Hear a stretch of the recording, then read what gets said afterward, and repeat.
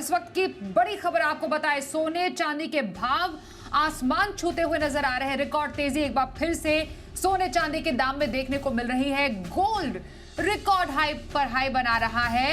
आपको बताएं कि घरेलू बाजार में यहां पर हमने सोने के दाम बढ़ते हुए देखे हैं। 1,14,000 के पार पहुंच चुके हैं प्रति 10 ग्राम सोने के भाव। और चांदी के भाव सुनकर तो आप और भी ज्यादा चौंक जाएंगे। 1,35,000 रुपए के पार चांदी के भाव पहुंच चुके हैं। तो ये सोने और चांदी के दाम रिकॉर्ड हाई पर पहुंचे हैं। हमारे साथ जी बिजनेस के कमोडिटी एडिटर मृत्युंजय कुमार झा है, उनसे समझते हैं आखिरकार हो क्या रहा है। मृत्युंजय, गोल्ड में क्या हुआ? लगातार रिकॉर्ड पे रिकॉर्ड बनता जा रहा है। रोज हम यही सवाल आपसे पूछते हैं कि ये जो तेजी है क्या थमने का नाम नहीं लेगी? देखिए बिल्कुल, और मैं आपको अगर बताऊं तो गोल्ड और सिल्वर दोनों में रिकॉर्ड बनने का रिकॉर्ड बन रहा है। मतलब रोज जिस तरह से रिकॉर्ड बन रहे हैं, ये रिकॉर्ड तोड़ने का नया रिकॉर्ड है और ज़बरदस्त तेज़ी है। सबसे पहले जरा आंकड़े आप नोट कीजिए कि हुआ क्या है गोल्ड में। आज MCX पर 10 ग्राम सोने का भाव 1,14,000 रुपये के पार चला गया है। जी हाँ, आप बिल्कुल ठीक सुन रहे हैं। अगर आप अब मार्केट में 10 ग्राम सोना खरीदने जाएंगे प्योर गोल्ड तो आपको 1,14,000 से ऊपर के भाव चुकाने होंगे। चांदी का भाव, 1 किलो चांदी का भाव 1,35,000 रुपये के ऊपर चला गया है।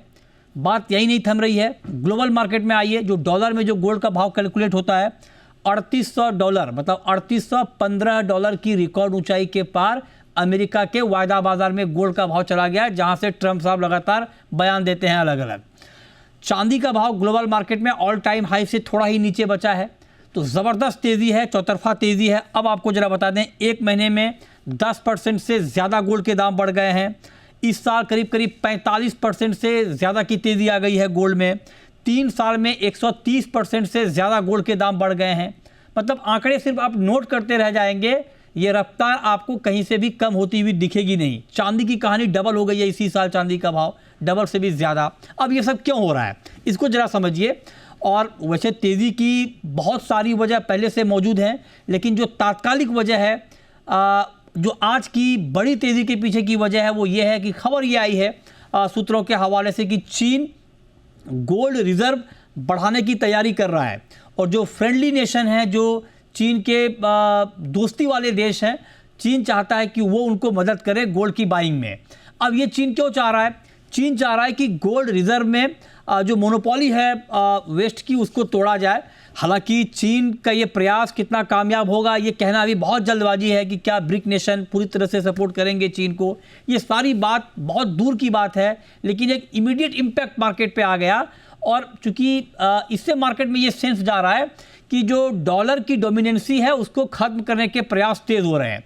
ये तात्कालिक वजह है। और जो बाकी की वजह है, एक तो US में रेट कट हो चुका है और इस साल 2 और रेट कट होने की बात हो रही है, अक्टूबर के महीने में और दिसंबर के महीने में। करीब करीब 50 बेसिस पॉइंट की कटौती की संभावना अमेरिका में रेट कट में और जताई जा रही है। ये दूसरी बड़ी वजह है। तीसरी महत्वपूर्ण वजह है कि टैरिफ को लेकर अभी भी अनिश्चितता का माहौल बना हुआ है। चौथी वजह, जियोपॉलिटिकल टेंशन के फ्रंट पे अभी कोई नरमी के संकेत उस तरफ से दिख नहीं रहे हैं। और पांचवी वजह है सेंट्रल बैंकों की ज़बरदस्त बाइंग। और उसका इम्पैक्ट ये हो रहा है कि सेंट्रल बैंकों की जो फिजिकल बाइंग है, उससे फिजिकल मार्केट से गोल्ड को बड़ा सपोर्ट मिल रहा है। तो इस वक्त हालात ये हैं कि सारी वजह एक साथ सोने में और चांदी में तेज़ी की आ गई है। और इसीलिए आप देखिए कि मार्केट की रफ्तार थम नहीं रही है। सारे आंकड़े आपकी स्क्रीन पर हैं कि कब दाम कितने बढ़े हैं।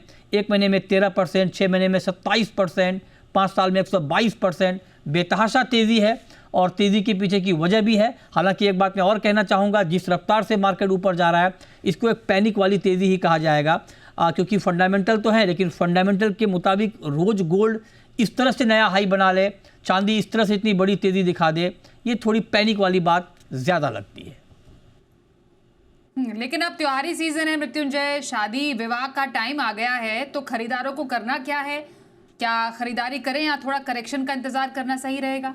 ये देखिए बहुत बड़ा सवाल है कि अब करना क्या चाहिए। अब देखिए, जो दर्शक हमें इस वक्त देख रहे हैं, बहुत गौर से सुने, क्योंकि मार्केट में इस पर बहुत ज़बरदस्त आग लगी हुई है।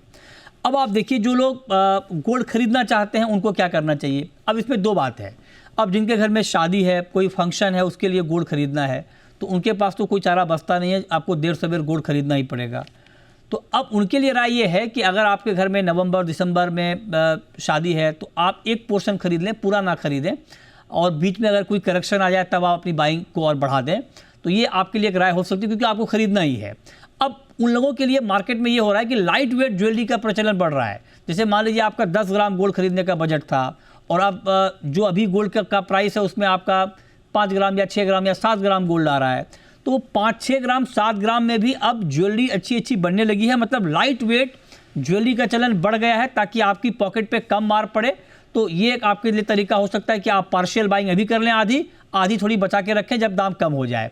अब जिनको इन्वेस्टमेंट के लिए बाइंग करनी है, जिनको एक मुश्त पैसा गोल्ड में लगाना है, उनके लिए शायद थोड़ा रुकना अच्छा रहेगा, क्योंकि इस भाव पर खरीद के आप अगर इसी रफ्तार से रिटर्न की उम्मीद करेंगे तो शायद वो नाइंसाफ़ी होगी, क्योंकि हो सकता है कि गोल्ड की रफ्तार इतनी तेज़ आपको आगे ना दिखे। और ये बात भी सही है कि इसी स्पीड से मार्केट बढ़ेगा तो पता नहीं कहाँ चला जाएगा, तो स्पीड तो निश्चित तौर पे कम होगी। ये बेशक शॉर्ट टर्म का एक नज़रिया है गोल्ड का। लेकिन अगर आप SIP के तौर पर गोल्ड खरीदते हैं, फिजिकल में भी अगर आप SIP के तौर पर गोल्ड में इन्वेस्ट करते हैं, तो आपको वो करते रहना चाहिए, क्योंकि अल्टीमेटली लॉन्ग टर्म में गोल्ड तो पॉजिटिव ही रहेगा। लेकिन एक मुश्त बाइंग के लिए थोड़ा आपको रुकना चाहिए। ज्वेलरी बाइंग के लिए पार्शियल बाइंग रिकमेंडेड है, जो जानकार भी कह रहे हैं, और थोड़ा आप इंतजार कर सकते हैं अगर आगे कुछ करेक्शन आया तो। बिल्कुल, तो गोल्ड के दाम क्यों बढ़ रहे हैं और आपको क्या स्ट्रैटेजी रखनी चाहिए, ये हमने मृत्युंजय से समझा। पर मृत्युंजय, रुपए की बात करें तो आज तो डॉलर के मुकाबले अब तक के सबसे निचले स्तर पर रुपया पहुंच चुका है, और ये फिसल का 88 रुपए 76 पैसे पर बंद हुआ। रुपए में क्या चल रहा है? बिल्कुल, देखिए ये बात मैं आपको फिर से बता दूं एक बार। जो गोल्ड की तेजी की हमने वजह बताई, ये सारी वजह ग्लोबल मार्केट की है और उसका इंपैक्ट इंडियन मार्केट पर है। इंडियन मार्केट की अपनी एक अलग वजह है, वो है रुपया। और डॉलर के मुकाबले रुपया ऑल टाइम लो, मतलब डॉलर के मुकाबले रुपए का ये भाव कभी दिखा नहीं था, और आज 88 रुपये 76 पैसे के भी पार चला गया, मतलब 89 के बेहद करीब रुपया पहुंच गया। और ज़बरदस्त तेज़ी, और इसी साल करीब करीब 3.25% डॉलर के मुकाबले रुपया गिर गया है, कमज़ोर हो गया है। रुपए में गिरावट क्यों है? अब जो ग्लोबल अनिश्चितता का माहौल बना हुआ है, चाहे वो जियोपॉलिटिकल फ्रंट पे हो, टैरिफ को लेकर हो, इन सब से रुपया पहले से परेशान था। नई वजह आ गई H1B वीज़ा वाली। अब जैसे ही अमेरिका ने H1B वीज़ा की फ़ीस बढ़ाई, क्योंकि सबसे ज़्यादा जो बिगेस्ट बेनिफिशरी H1B वीज़ा का था वो इंडिया था। अब इंडिया के लिए बड़ी दिक्कत वाली बात ये हो गई कि यहाँ से जो टैलेंट जा रहा था US H1B वीज़ा पे, अब उनके लिए जाना मुश्किल होगा या उसमें बहुत कमी आ जाएगी। तो इससे एक बड़ा इम्पैक्ट हमने रुपये के ऊपर देखा। IT कंपनीज़ पे जो प्रेशर आया या जो दबाव की आशंका जाहिर की जा रही थी, उसका इम्पैक्ट हमने रुपये पर देखा है।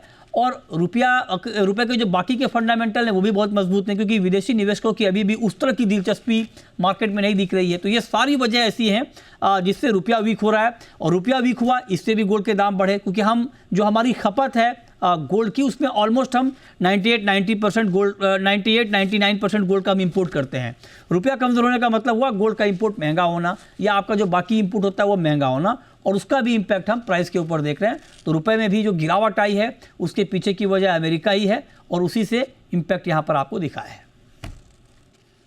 बिल्कुल, तो सोने चांदी के दाम आसमान पर, वहीं रुपया हुआ धड़ाम। क्या है बड़ी वजह? पूरी डिटेल हमने समझी। मृत्युंजय, धन्यवाद इस बातचीत के लिए आपका करते हैं।